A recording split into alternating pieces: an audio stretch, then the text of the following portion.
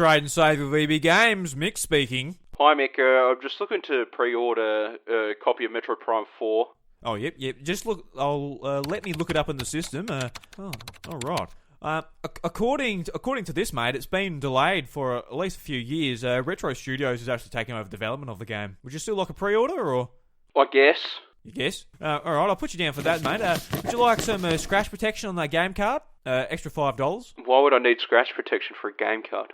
You might scratch the game card, mate. So just $5. Do you want to take it, or do you want to leave it? I guess I'll take it. And also, what about moisture protection? Moisture protection? What's that? So that's if you lick the game card, because silly buggers like tasting the game cards because they taste like acid, right? So you get moisture in the game card, and that sort of can wreck the game. So do you want that? That's $10 for that one. Why the fuck are people licking their game cards? I just said it tastes like acid. Yeah, but why? Why?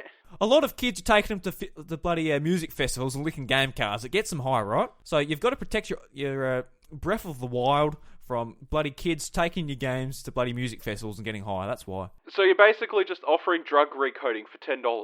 Yes. That's illegal. I know.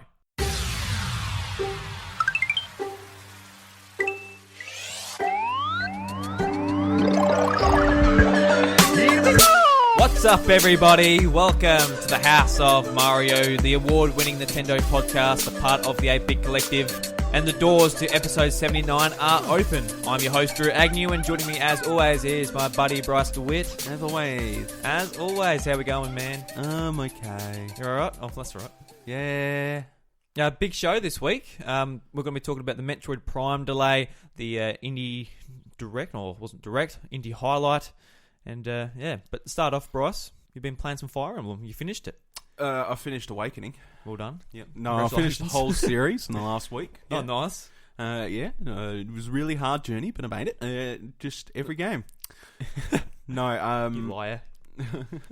I finished Awakening, which, that was my first sort of Nintendo goal for the year. I started for the year. Oh, you're already done. You can pack your bags, go home. Well, I said first Nintendo goal of the year. Sorry. Yeah.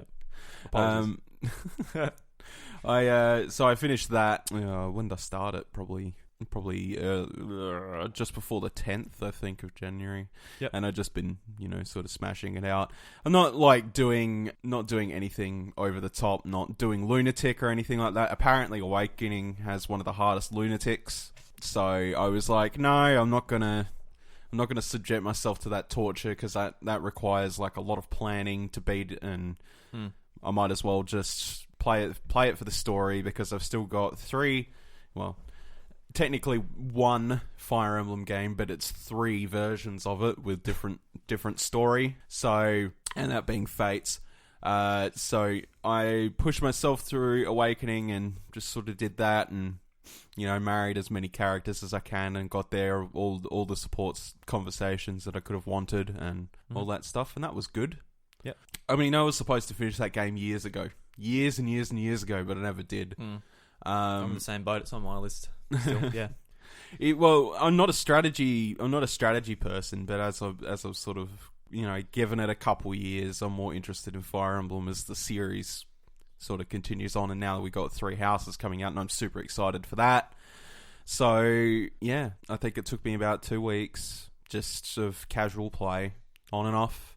It was sort of it was a great thing to sort of just go to bed, play 30 minutes, and put down. The only problems I had with it were getting near the end, because a lot of my party was sort of I did it wrong. I did Fire Emblem wrong. I should have I should have leveled my characters up, second sealed them, got stuff from other classes, like abilities from other classes and stuff, then carried them over. Oh, right, yeah. I did a couple of correct things, like I married Robin to Tharja, which gave me both Vengeance and Ignis on their daughter Noir, and so she was a powerhouse bow user. She was like ridiculous. Every time you used her, she'd have an ability go off, and she'd do a shit ton of damage.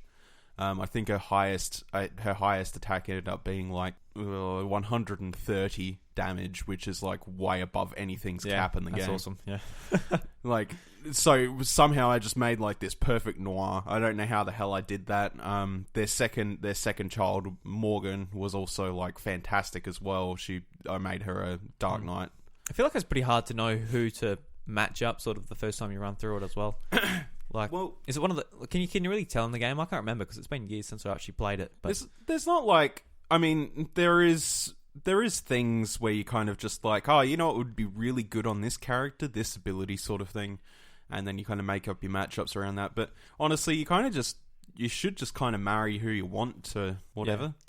Like, it was by pure luck that I like got such a strong Noir out of Robin and Tharja. Yeah. But like I married, and the other thing is you get interesting conversations if you match up certain characters too. Like I went for the hard matchup for Crom, which was Olivia, and the reason that's the hard matchup is because you only get Olivia for one battle before Crom has to marry, and as soon as that battle's finished, he's married. You got to pop the question. Well, he's married.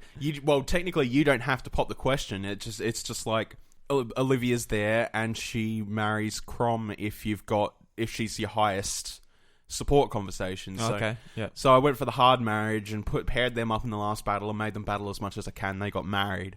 And is that the best stats you can get if that's the hard one, or? I don't think so. Actually, okay, yeah. I actually think I think he's better off with his canon pairing, which is Sumia. But the reason I did that was because I was kind of just like, I'm just kind of interested to see what happens here, and like obviously you get your general Lucina and stuff like that. I can't remember her name, but I remember my Crom married like the Lancer with short hair. Do you remember her name? Sully.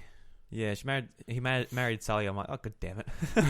I don't know what that kid turns out like. But. Well, I'm not too sure actually. Yeah, I'm not sure Sully has any particular children, so I'm not too sure.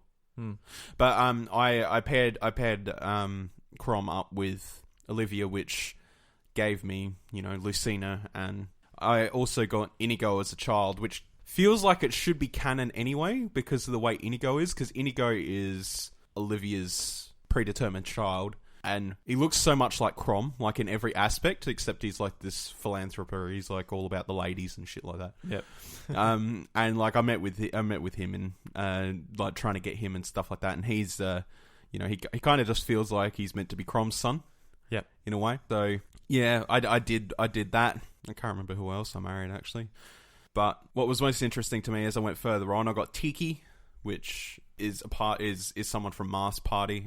I think she's been in multiple Fire Emblems at this point, but I didn't realize that Tiki was in this game as a character, so that was cool. Then sort of just leading up to it, a lot of the story stuff was alright, but it kind of made like near the end there's kind of a turn that kind of comes out of nowhere. Were you happy with the story in the end? Yeah. Worth seeing through. Good. Yep. Yeah. I reckon so.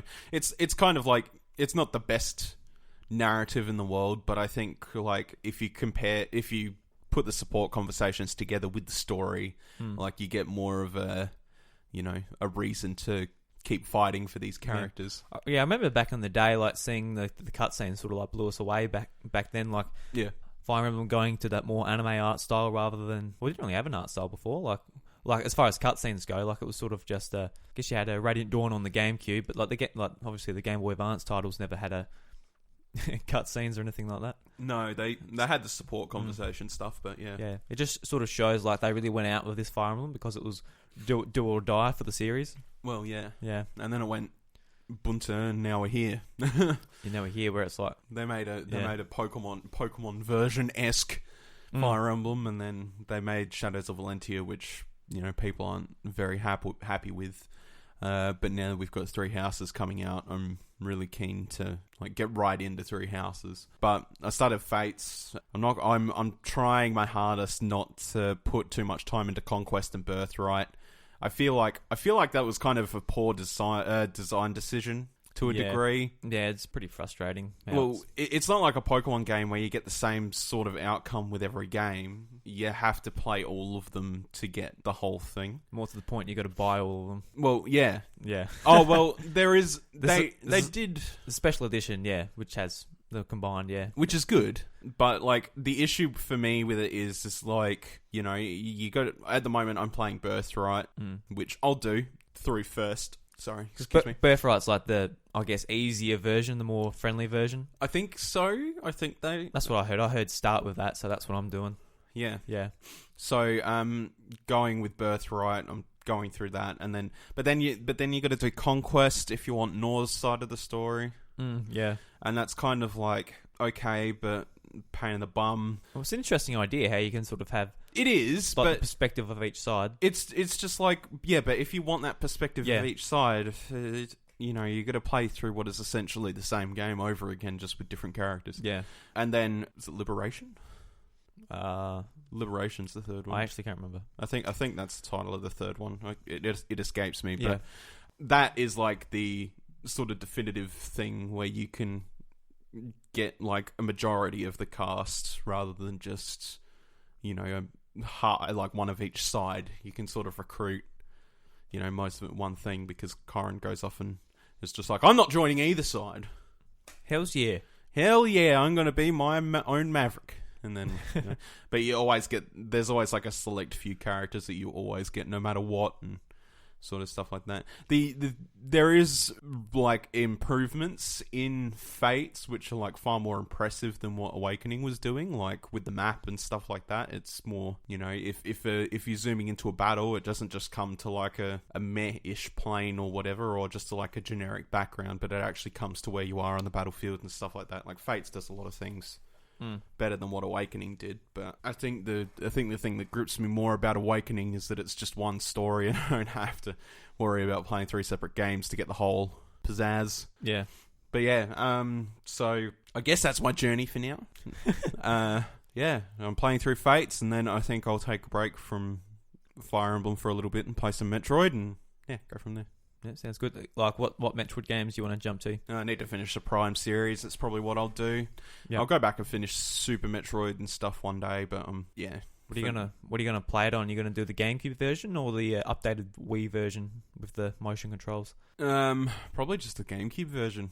I reckon. Yeah. Like when I think about it, I think that the GameCube version, just stick controls, would be better. But a lot of people live and die by the Wii version. But the Wii version's really good. Yeah. Of like all those games, that's really good. Motion controls for Metroid work really well. Because it's not like Call of Duty where you've got to like really have precise aim. You've got to like do 360s, and that Metroid's a bit more slower, a bit more scanning things, and I think the motion controls work pretty well for that. It adds a little more flavor to it as well, and diversity, which is great. It means you got to be. You can't be like shaky-handed and like, whoa. Yeah. Well, as far as the Wiimote goes, the pointer controls are spot on. They're awesome. Yeah, It's just the problem with the Wiimote is just when they're like, oh, just shake it, just shake it to do an A button. That's when it becomes an issue. Yeah. It's a pain in the bum. But I don't know. My time with Corruption was great. I enjoyed the motion controls on that, but I kind of want to just play them in their raw form. They probably did it a bit far with the motion controls and Corruption. How you got like unlock the doors and. Yeah, stuff like that. Oh, yeah, but like the general... Yeah, it's not that bad, yeah. The general logistics of the gameplay were fine. Yeah. That was... I thought that motion controls for that game were pretty alright for the most part. Yeah. So, I think it'll just come down to me wanting to play those games in their rawest form and go from there. Yep. Unless I pick up Trilogy Collection on the Wii U eShop, which I guess is a thing, but... I'm not even sure where my Wiimote is right now. No, right. I'm not even sure where my sensor bar is right now. That's how much I use the Wii on the Wii U. Yeah, not a lot. I've got my gold Skyward Sword Wiimote around here somewhere. Yeah, mine's hanging around somewhere, but I don't know whether it's in working condition or because if I've left batteries in there, then it's probably stuffed forever. That's the thing, isn't it? Should dare say you have. Well, that's the thing, isn't it? Because battery leaks, they just ruin things. Yeah. Well, we'll be talking about Metroid Prime a bit later in the show. Yep. I've been playing a game on Switch which just came out in the eShop recently called Future Grind. I thought it looked pretty interesting, so I reached out to developers for a code, and it's really grabbed me. It's really like an addictive game. It's like a 2D sort of hard to explain, but you've got like you grind on rails, and you sort of think of it like Trials. Yeah, sort of. I guess like Trials, a bit more like Ollie Ollie. If you played that, the skateboard game on PlayStation, it reminds me of that. So you're like grinding on rails for tricks, but it's not a skateboard. It's like you're in a machine that's got 2 wheels, and you've got to match the wheels to the color of the rail. Yeah, and like each level, it says complete the level. So you complete the level, then you've got like 2 objectives. So it might be don't touch the white rails, or do 5 grinds, or stuff like that. Yep. And I've found myself just playing it while watching something on TV. Because if you're going to play something like Zelda or well, maybe not Zelda, but something a bit more story based, you can't sort of have the TV on in the background and you're like focused on that. This has just been my game where I'm like, I'm watching YouTube and I'll pick up the Switch and I'll do some challenges. I'm about 65% through the game according to the little thing on the side. Right. So I mean, it's a pretty simple game, so I don't have to go too much into it. But I'd recommend it if you're into something that's a.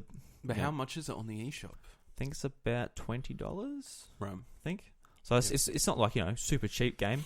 No, yeah, but like if you're just looking for a time buster. Yeah, it's good for that. Yeah. What else? I've been playing the 3DS as well. I've got my 3DS and so I started Earthbound. Yep. It was like 1:00 in the morning. I'm like, I'll just start it. I'll name my characters and all that. And it was like you can call your party whatever you want. I'm like, all right, I want the party with their actual proper name. So I forgot. There's like obviously I know Ness, I know Pooh. I'm like, what the hell's the dog's name? Like, so I'm in Google going, what's the dog's name in Earthbound? It's King. Okay. Like, I name the characters all the proper names, and I do like a little bit at the start. I think I got like my first battle and it was 2:00 in the morning. By that point, I'm like, all right, time for bed. Mm-hmm. I haven't touched it since. But not 3DS game, a Game Boy game I've been playing on there has been Wario Land. Oh god, I've been playing Wario Land. Jeez, because I played through the Mario Land games. I'm like, I never actually played Wario Land. So I'm playing that, and that's it's interesting. Going back to an old Game Boy game. Yeah. Stomping on enemies. I was getting through it really easy. Even there was a level with a Fromp, and he's like following you, and you've got to like rush ahead so he doesn't catch up to you. And that level's just like so painful because you've got to have like your power up so you can charge the blocks. And I got to this section where it knocked me, and I didn't have my power up. And when I went to smash the blocks, I couldn't because I was small, and the front just come and kill me. I'm like, god damn it, why? I died that many times that level. But yeah, so I'm on World 2 of Wario Land, so I'm just chipping through that because why not? Yeah. It was mainly because the gaming historian on YouTube, he did a video on Mario Land, the games. Yeah. And I was thinking back, I'm like, yeah, I really love those games. I didn't play them until they were on the Virtual Console on 3DS back when it came out. But yeah, I never touched Wario Land, So what was the second? Was the second one a Game Boy game, or was that on? I know the third one's on Game Boy Advance. What was the second one on? I guess it was on GBC. Yeah, I assume it just came out a couple of years later. Yeah. Then went to Game Boy Advance. Yeah. I can't ever remember playing Wario Land 2. Yeah, because I can picture the first one in my head. Obviously, I just played it, and the third one. But yeah, I think I'll play through the Wario Land series. Yeah. But when are you playing Shake Dimension? Damn, I want to play. I do want to play that eventually. Yeah. Yeah. Like, it looks good. Like it's. Shake Dimension, it sort of looks like the Mario game we've always wanted, like a nicely animated 2D platformer. Yeah. Because like you compare the animation to Wario Land, which is just like obviously a Wario game. It doesn't have the sales a Mario platform is going to have, but it just looks so much cooler. Yeah, it does. Yeah, I'm on a real retro kick at the moment. I'm sort of like, I don't really care about many new games coming out. I'm sort of just like, I really want to play all these old games on Super Nintendo and Game Boy and. I mean, arguably the most important game this year comes out in 2 days, but you're not interested because you haven't played through that series. So. You're talking about Kingdom Hearts? Yep. Yeah. Arguably the most important game this year. You reckon? Well, how long is it? It skipped a whole console generation, and nearly another whole console generation before we're finally getting it. Yeah. And it's important to Kingdom Hearts fans. I don't know if it's important for the industry. And I don't know about that, mate. Kingdom Hearts is pretty big. You got the combination of a Square Enix RPG and Disney. Disney's one of the most important properties in the world. Okay, it is. I know. So, I know what Disney is. So yes. It's just sort of it's very important. It's not like a small thing to gaff at. It's going to be very, very big. It's the end of a series that's been going on for well over nearly 2 decades. And all we've gotten between mainline games is spin-offs on like all these other platforms. To play a full Kingdom Hearts run now, you have to pretty much own the HD collections or own every game on every other platform. Go back to your PlayStation 2. Your PlayStation 2, your GBA, your old Samsung mobile phone. No, that's just how far that series they put it on DS, the recoded, so you're fine with that one. You don't have to get your old Samsung. But what if you want to play it in its original form? You don't. You don't. What if you want to play Chain of Memories in its original Chain of Memories in its original form? Then you need a GBA. Well, you're gonna have a tough time getting it. So we'll move on to the Nindie's highlights. What do you think of this? Just that sort of value. Just you weren't too fussed about any of the games that got announced or shown. Like the look of Levelhead, I guess, because I like community-driven games. But yeah, other than that, it didn't like catch my eye like I think it was the previous one. And the highlights reel they had at the end, they're just like, oh, here's a selection of great upcoming indie titles coming for the Switch. And there was shit in there that's already on the Switch. Well, they said it was just titles great indie titles on the Switch already. That's why they were showing Hollow Knight and all that type of stuff. Yeah, well, yeah. I mean, it's just like. Well, to be fair, like for the event, they didn't hype it up at all. Like, there's no reason we should have gone into this going, "Oh my god, they're going to show a million indie games and they're all going to be top quality, 10 out of 10 Celeste games." Yeah. So they announced a Crosscode, Inmost, Forger, Goat Simulator, the Goatee, When Ski Lifts Go Wrong, Unruly Heroes.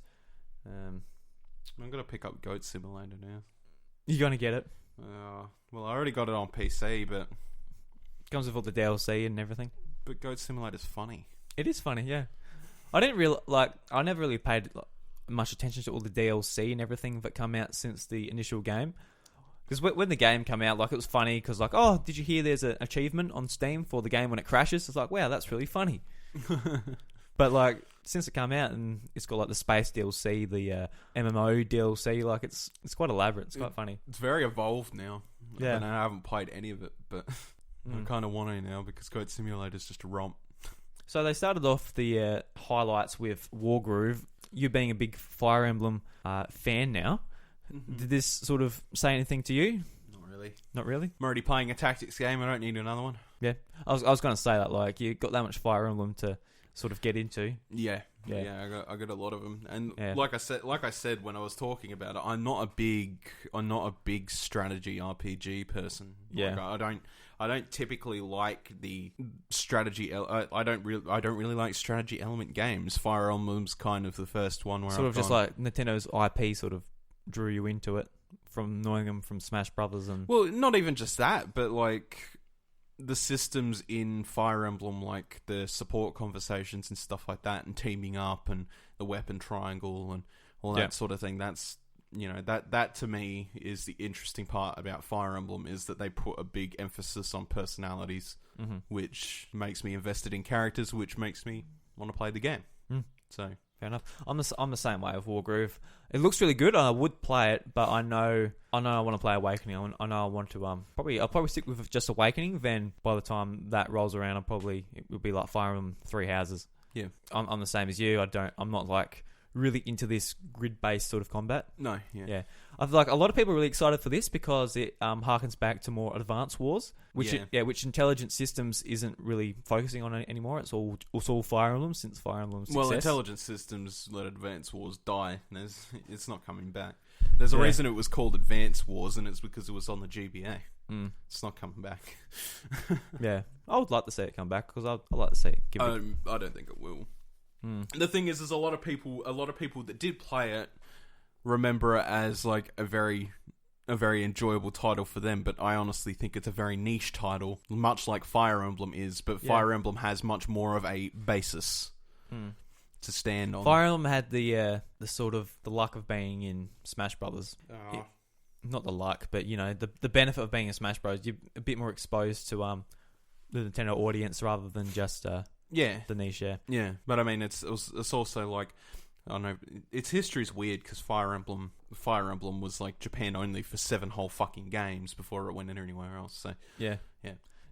And I think this is a game I'm curious about, is SteamWorld Quest. I really like SteamWorld Dig 1 and 2, and sort of they're going into a new genre with like sort of card-based, turn-based combat. Yeah. SteamWorld Heist was really cool. Sort of that was turn-based as well. A bit different. You're sort of like moving around the battlefield and sort of aiming your guns and everything yourself and taking your turns that way. This is like collecting cards and doing it that way. fighting monsters. I'm keen to give it a go. I'm not a big sort of card game guy. Kind of like Slay the Spire. I think so. Yeah. Okay. Yeah. Gotcha. So I don't really have a heap to say about it, but these games I'm keen to give them a go for the most part. Yeah. I've never really played any of the Steam World titles, to be honest with you. So, I don't know, probably go over my head, but yeah. Yeah, they're all just like fun games. There was another game which isn't actually on this list, which I've got on my phone. I'll just bring it up. But it's a rhythm game. I forgot what it was called. Well, if it's not on your phone, it's not on the list. No, it's not. It's on my phone. It's Double Kick Heroes. Oh, okay. Yeah. So that appealed to me because it's sort of like metal music and it's You're just a rhythm game guy. Yeah, I love rhythm games. As soon as like the music started, they said it's a rhythm game. I'm like, yes, I'm keen for that. So it's got like original songs and also songs from licensed songs. Yep. So that sounds. I don't really know the gameplay. I was sort of watching it. They're in cars and you're sort of seeing them go ahead. And then at the end, like, we have motion controls as well. I'm like, I don't know what that means necessarily. I don't know if you're playing the drums or what. But I know from Taiko Drum Master, the motion controls are fun.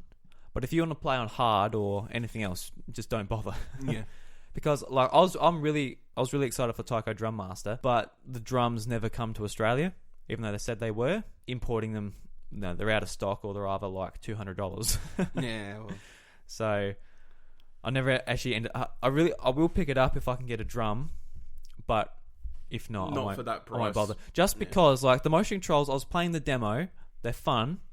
I was playing normal. I was going doom doom, like having fun, wave my arms about, and I was going okay. I was getting 90 so. I think I actually got 100 on one song, but it's kind of luck depending on where you are in front of the system. Well, because the way Taiko Drum Master works is that you either have to hit the sides or you have to hit the center. Yeah, so how do you properly simulate hitting the sides of a drum with the Joy-Con accurately? It doesn't really work. So what they want you to do is the hitting the drum is straight down, right? Whereas hitting the side is sort of moving to the side. Yeah, so it doesn't pick that up all the time. No.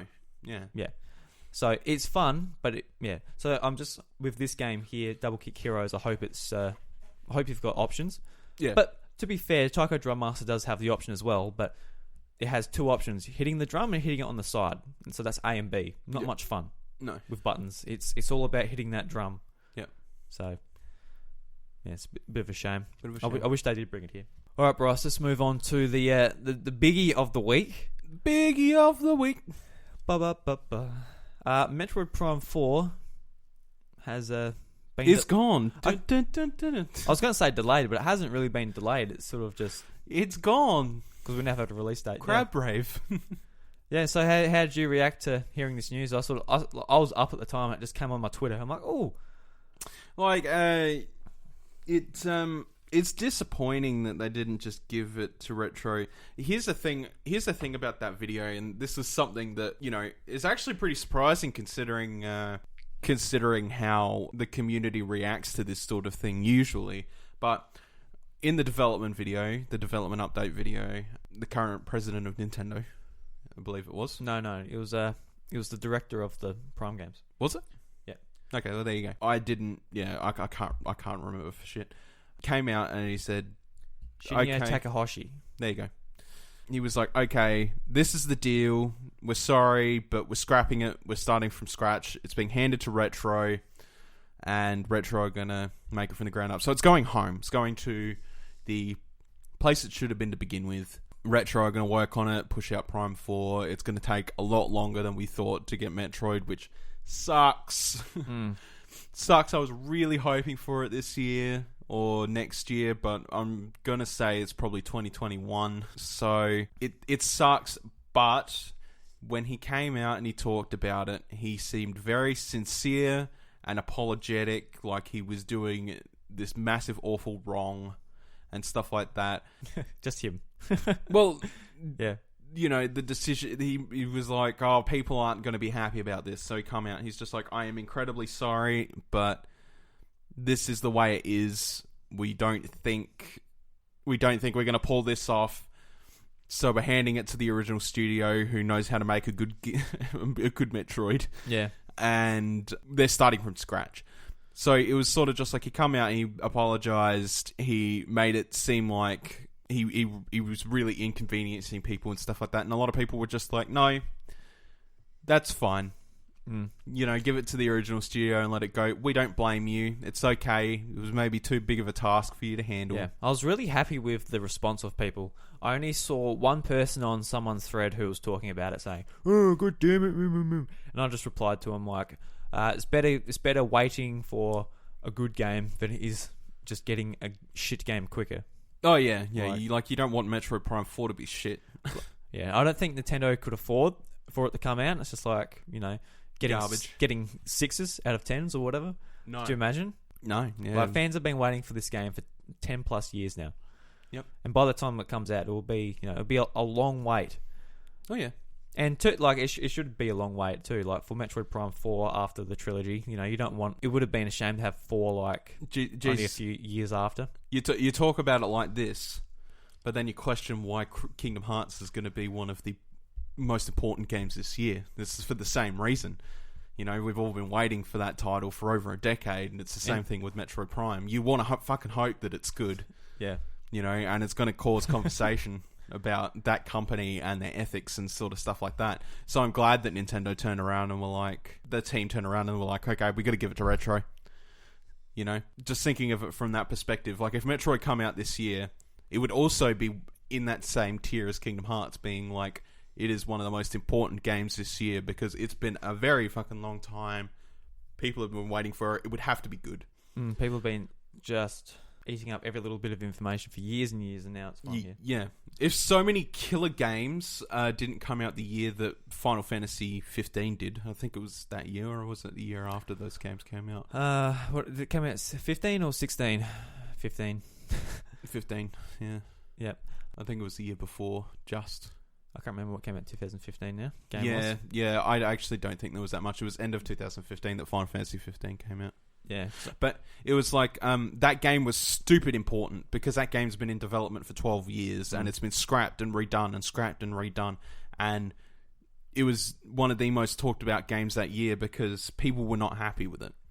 So it's sort of just like, that's Kingdom Hearts this year. That's going to be Metroid Prime in 2021 or whenever the hell it's going to come out. Very important. It's going to be, Yeah, so you're happy with how Nintendo sort of handled it, with their transparency and how they confronted the audience? Yeah. It's good that they put up the development video, talked about it, and gave us a straight answer saying, this is the way we're going to do it. Not everything would have gone to waste. They still would have had assets and stuff like that they could carry over to the new project and what they want to do with it. It's just, they are not wrong in saying that it needs to be handled by, a team that knows 100% what they're going on. And I think it was last night you were talking about it. Yeah, it would have had to been, because it's the only time we've seen each other in the last week. You mentioned that multiple companies are going to have their hands in it and all that. Yeah, there's a quote from Imran from Game Informer. Yep. This is a tweet he made. He said, "Hearing the big problem with Metroid Prime 4 development was Nintendo's experimental ad hoc development process. It was being made in parts in different countries. Some studios were trucking along saying it was going smoothly, while others were saying it was on fire elsewhere. Internal thinking was it needs to be under one roof to right the ship. Interestingly, Retro made the pitch for their involvement and put together a demo that Nintendo liked." So, what this says to me is just, I'm sort of like a bit baffled why Nintendo would sort of have that approach to development. It doesn't seem very Nintendo to sort of have it like really spread out across like different studios. It's very strange, but I think because like last year we did an episode on that Namco Bandai was making, like that rumors came out that Namco Bandai was making Metroid Prime 4 because of job listings.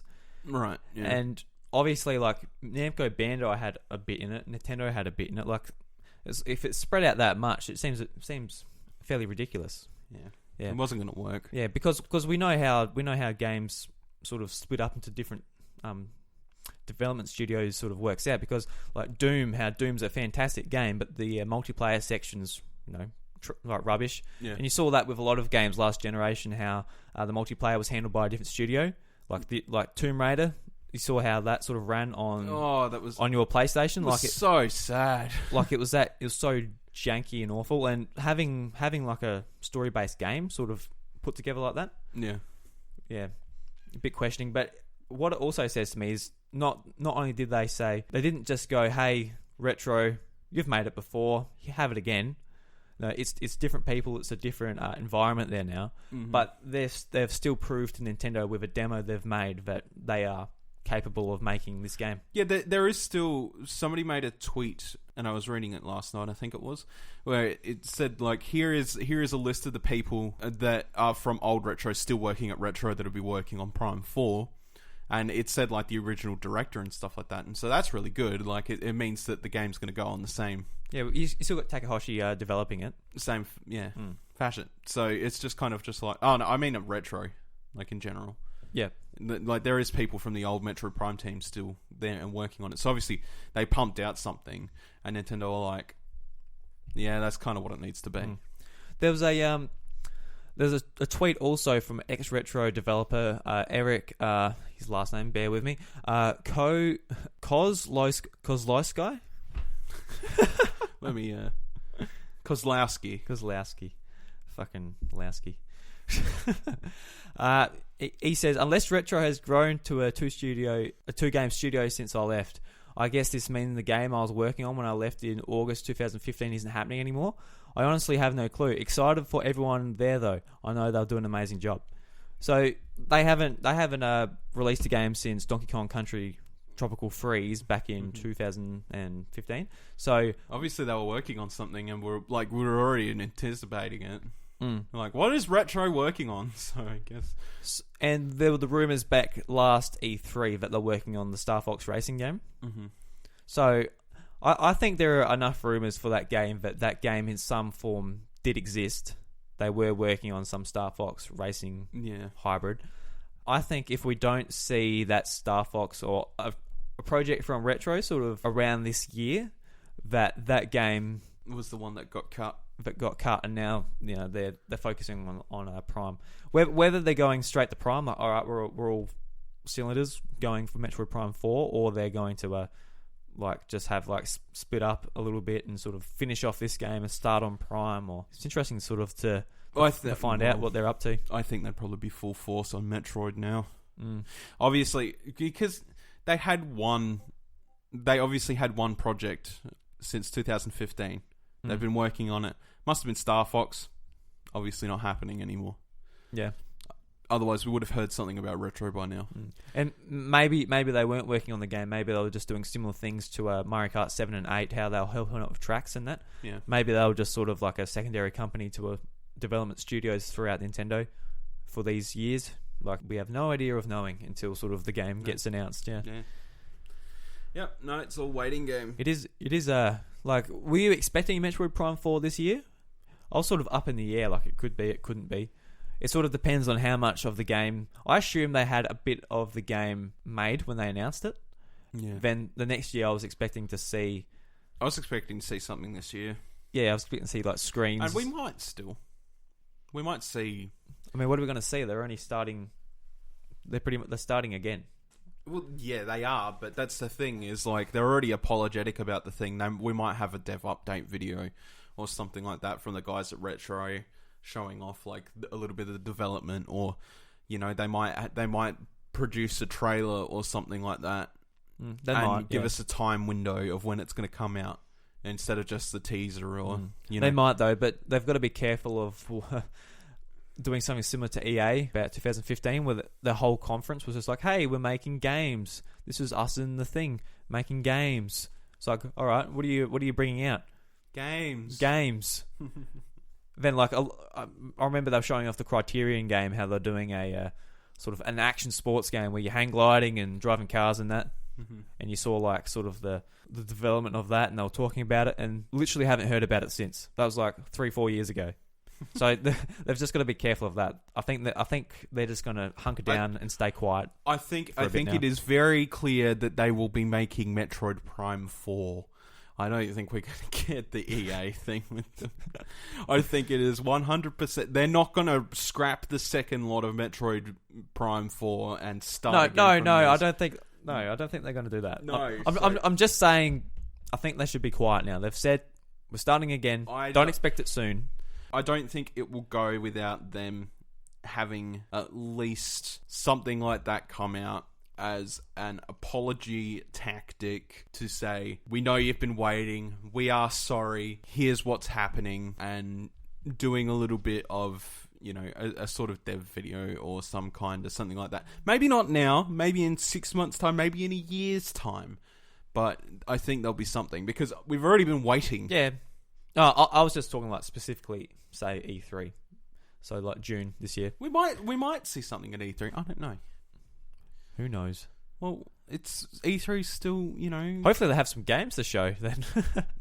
We'll see Animal Crossing Luigi's Mansion. Here's the other thing, is that they've announced this now. Who's to say that it hasn't been like this for the past 3 months and they've already been working on it, That's right. There's nothing to say. There's nothing to say. We don't know how long Retro has been working on it. They could have been doing it for the last 3 months. By the time E3 comes around, it'll be nearly a year. So we'll see. Like, they might have already put a fair hunk of development into it, and they just weren't going to say. Well, maybe Nintendo weren't going to say anything, and they were just going to let it slide. And then they were just like, "No, we should probably put it out because people keep clamoring on about Metroid Prime 4." Yeah. So I mean. You don't know. You just don't know. All of this is good to see. Like, only a couple of weeks ago, like, it come out that EA had scrapped yet another Star Wars game. Yeah, and how they approached it was just like, oh nah, she's like, she's right. It only sort of was rumors and got leaked. They didn't actually say anything. Then once all the scubaloo on the internet happened, they sort of said something like, oh yeah, no, we're going to reuse the assets and it should be good. But like seeing Nintendo come out like this was like, it's good to see. Like, I think that they're an evolving company who are sort of scrap a Star Wars game every second year. Oh, that poor franchise. Star Wars, like the biggest franchise in the world, and it's like held hostage. Yeah, just can't get over how EA handles Star Wars. Like, I don't know why they have an exclusive rights to it in the first place. Oh, because that's what happens. You sell the rights to the video games, and But like how Disney are handling the Marvel franchise at the moment, how they're going around to different developers. So like Insomniac and sort of Sony has Spider-Man for like one or two, I assume as many games as one, I don't know. And Nintendo's getting Marvel Ultimate Alliance, and they're sort of like jumping around different developers.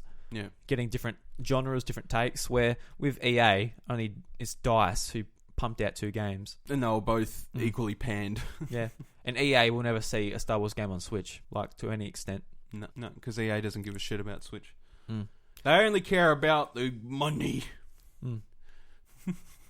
Like, there's nothing wrong caring about money, but make some good games in the process and put them on Switch, and then it'll work. Don't just make your Star Wars games filled with loot boxes that require $400 to unlock your Darth Vader. Yeah, that's a bit rough on it. No, their methods. I hate EA. I hate them so much. I hate them. I don't hate them. I just shake my head. They used to be okay. They were okay in the days when they put out games like Bad Company 2. That wasn't really that long ago. Yeah. It was maybe a decade ago. But nowadays, they're fucking awful. They can't even sell copies of Battlefield 5. Yeah. That game is suffering. It's dying. It's going to the wolves. I never heard anything about it. I didn't even know it was released until like 3 weeks after it come out. Yeah. That game is dying. EA are failing as a company slowly but surely. Soon enough, people will get sick of their big hitters like FIFA and all that. Yeah. Like, it's only their sports sort of segment that's keeping them afloat, really. Well, not afloat. Like, they're not going to go bankrupt or anything, but just in the eye of the gamer, like the public. Hopefully Anthem turns out to be alright. But actually, I wonder if EA is going to take the ex-producer of Battlefield 5 to court, because he's still going off, is he? Oh, he's gone. No, he's gone. But he's most the reason why people didn't buy the game. Yeah. Oh, I meant like going off, as in like he's still like ranting on Twitter and. Oh no, I don't think he can legally. Actually, it's not just that as well, but it was also the Battlefront 2 debacle. which just I remember listening and reading about that shit like when I was still playing PUBG even, and just like I'd have like a video on in the background and just listening to it, and just God, that company. How can you give Star Wars, like a franchise like Star Wars, to such a money hungry company like that? Because they have the money to pay you for the franchise. That's why. And it's going nowhere. It's putting more bad words on the Star Wars name. Kind of like Solo sort of did as well. I enjoyed Solo. I know a lot of people did. I haven't watched it, but it is the worst ranking Star Wars film of all time. So yeah, I know. That says something, you know. So no one wanted to see or the most or even Solo. the most recent Star Wars film. Yeah, you know, that also was very, very controversial. It's like that quote from Mark Hamill when he was on the red carpet. Give the people what they want. Kill Luke. Is that your Mark Hamill impression? Yeah, it's something. I respect Mark Hamill. I just can't do an impression of Mark Hamill. So there you go. Okay.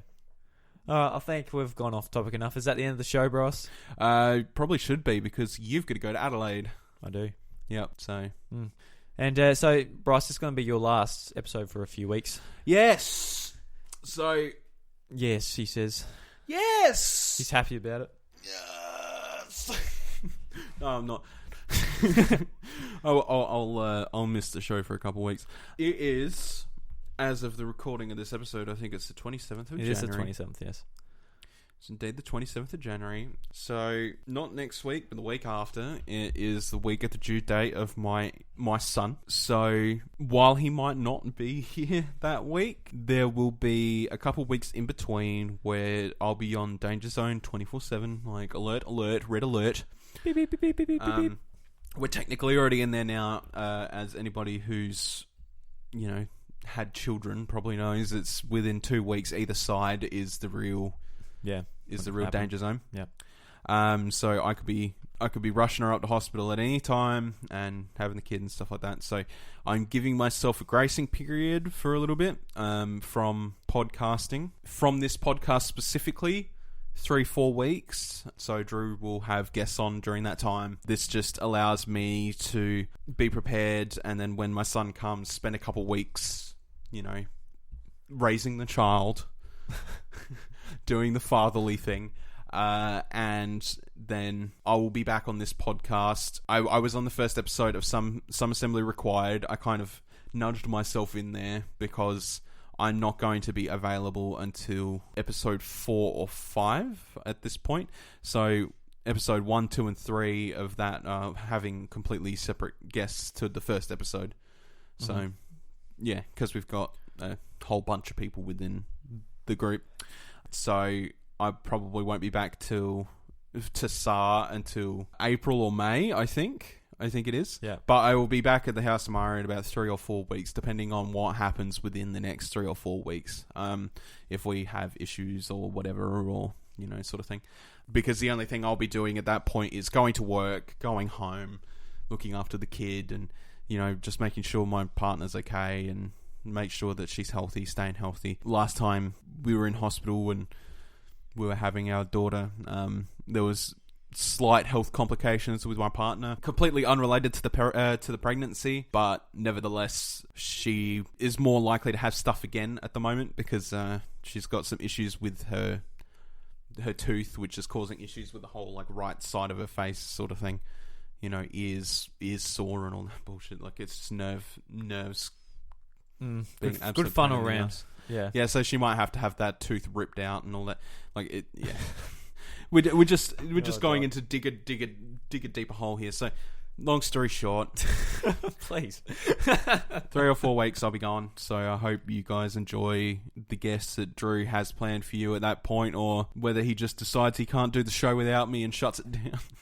No, it won't be shutting down. Next week will be Eric Zutch from Nintendo by Numbers. So that'll be a fun show. Eric. And we're finally at the end of the House of Mario, episode 79. Thank you guys for listening. You can find the show on podcast services, Twitter. If you want to support the show, leave us a review on iTunes or your podcast service of choice, Or if you don't want to do that, just share us with your friends. It all helps out. Yes. Yes. We are part of the 8-Bit Collective. 10 podcasts, 22 podcasters bringing together to put some cool content in your earlobe drums. Yes, thanks for you. Thank you, sir. Thanks for you. Thanks for you, sir. Fucking, I'm broken. Alright, Nintendo Jukebox this week is Metroid Prime main theme remix. What the?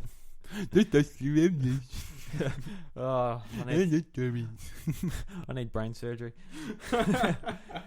It's a main theme remix by QU Music. Anyway, guys, catch you later.